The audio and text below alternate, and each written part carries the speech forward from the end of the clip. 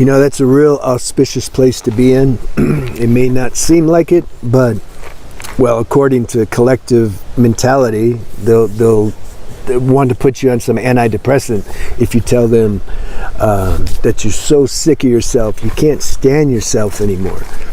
Now, how is it possible one could feel that? And I'm not talking about if they have some imbalance in their chemistry or something, you know. I'm not talking about that. Everybody does, but that's not what I'm talking about. Something inside your awareness gets to where you see it's like your motives for everything you do, the way you act with people, everything, your whole life, it's like is just full of shit, basically. Something realizes that. Something comes into that knowing, and then you're like, oh God, you don't even want to go outside. You don't even want to talk to people anymore. You don't even want to look in their eye because you think they know what you know. You're like, God, I can't talk. They're going to know I'm full of it. You see, this is a bottom. This is the compost that can lead to a spiritual awakening. Because how are you going to have a spiritual awakening? What does it mean, spiritual awakening? You just recognize your true nature, which isn't personal. How can you have that, though? How can that happen if you're still there managing and running things? That's the whole thing. You can't. If the ego and the personal self is still there making moves and doing stuff, trying to get somewhere, even in the spiritual field, if it's trying to get to that spiritual awakening, you can be sure it's not going to happen.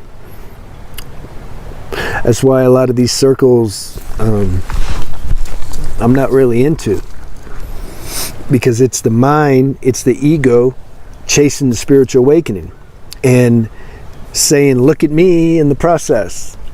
Spiritual I am. I got my white shirt on and my, spiritual necklace. Everybody. You see that?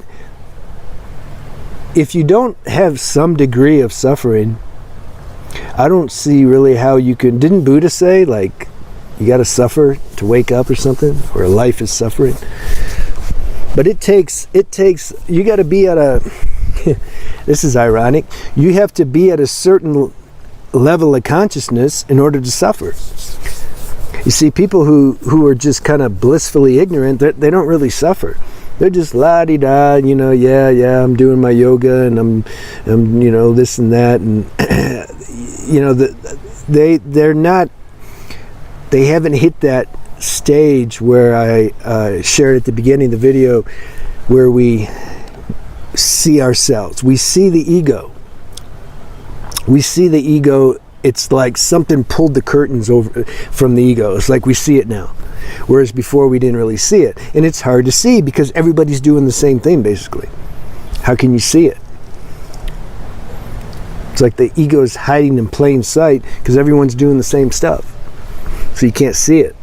Now in Golden Age, if we went to one of these spiritual circles, these people, like if the spiritual circle now went to the Golden Age spiritual circle, they'd feel different. If you're around, like, let's say the circle, let's say the average spiritual circle went to like Papaji and Muji and Ramana Maharshi, Nazargarada. Let's say all those guys were there, and then another spiritual circle went into their circle. You think they're going to be doing? You think there's not going to be? Who's going to have a shift in consciousness?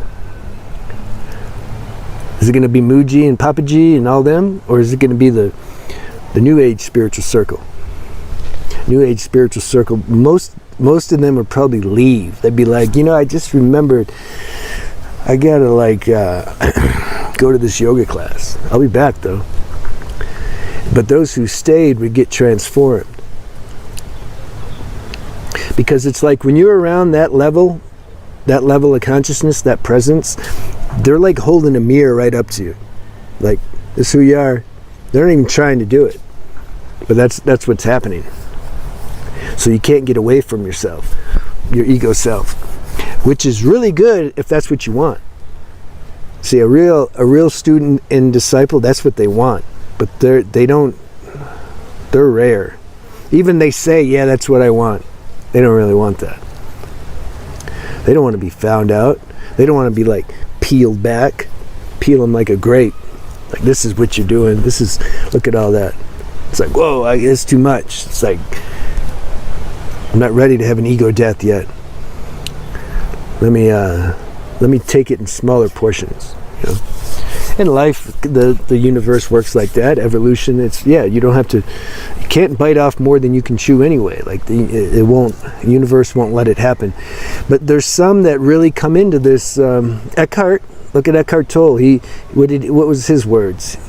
He says, I cannot live with myself anymore. He had a lot of an emotional pain and depression. Depression was his thing. Because something inside was wanting to wake up, but he didn't have the auspicious surroundings. He wasn't born in a Brahmin family with the guru, and his parents were all already realized, so they couldn't facilitate that. He was going to a university, which was just more mind identity, and that was conflicting with this spiritual nature that wanted to combust, and so he just felt bad.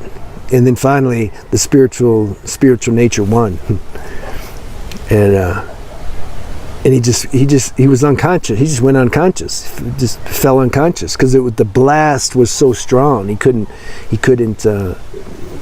stay present during it. It's like plant medicine, same thing. Sometimes people, if they're not ready for an ego death, they go unconscious, if they take too much ayahuasca or San Pedro.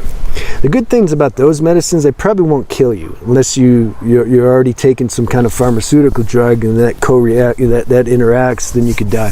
But it's not like these natural plants. It's not like cocaine or heroin or something like that. Like, they'll kill you because there's no intelligence in there anymore. They've synthesized the spirit out of it, whereas the natural plants, it's still, the chemistry inside's harmonized. Spirit's still there. It won't kill you, So, yeah, he couldn't take it anymore. He just could not live with this human ego anymore. It's just too much. It's just too much work. It's just heavy.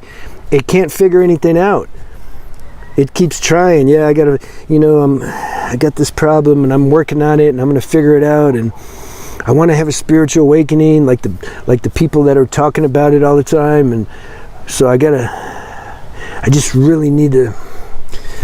going to meditate for, until I have the awakening. I'm not going to move, or I'm going to dry fast until I just come into spirit. That's mind. That's mind. Ego pretending like it's being very sincere and willing to go to any length, but it won't work. Yeah, there needs to be something willing to go to any length, but the length you go to isn't determined by your mind. The universe will decide for you what length you have to go to, what you do, what you don't do, everything. The mind and ego wants to help with everything, even the spiritual awakening, the spiritual field. And that is the main obstacle.